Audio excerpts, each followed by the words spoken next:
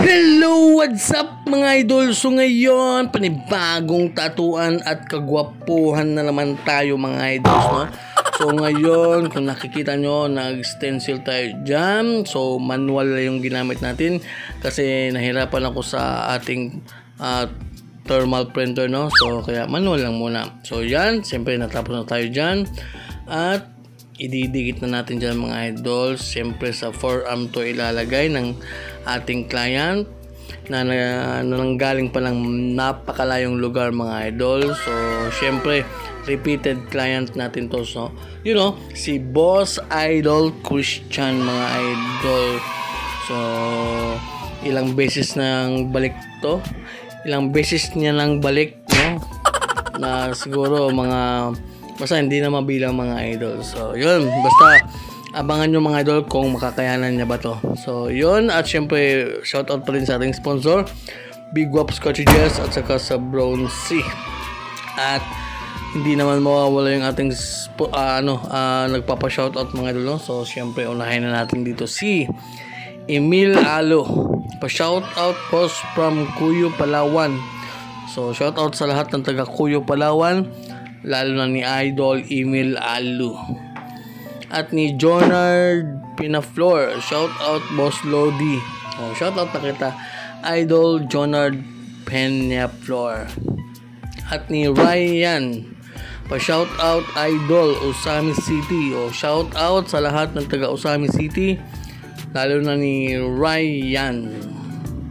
At ni Joshua Erong Corato, Dol, pa shoutout.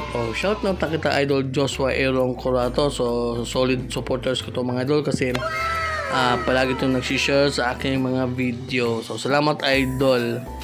At ni Gabibi, pa shoutout kuya. Shoutout na kita Idol Gabibi. So yun lang muna ating mga shoutout. At syempre balik tayo sa ating tatuan. So dalawang size nga pala yung needles na ginamit natin dito mga idols, no? 3RL at saka 11RM. Tapos yung voltage na ginamit natin dito mga idols sa ating machine is nasa 6.5 lang mga idol. So medyo mahina mga idol kasi yung ginamit natin dito na style is stippling, no? So kasi nga para maganda yung kinalabasan.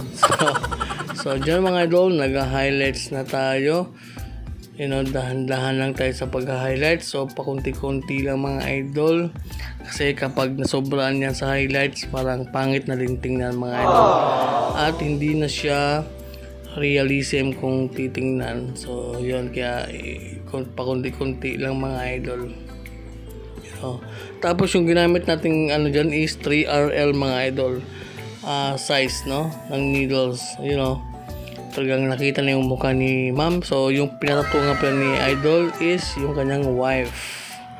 You know, natapos na pala tayo dyan mga idol. So yun, si Boss Idol Christian. At natapos namin to ng 4 na oras mga idol, 4 hours of pain mga idol. So yan yung aming final result. Napakastig mga idol. At talagang nagustuhan to ni Idol Christian, no? So sabi niya babalik pa daw siya kasi yun nga, babalik pa siya kasi magpapato pa siya, diba?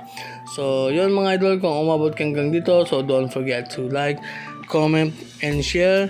At happy Tuesday mga idol.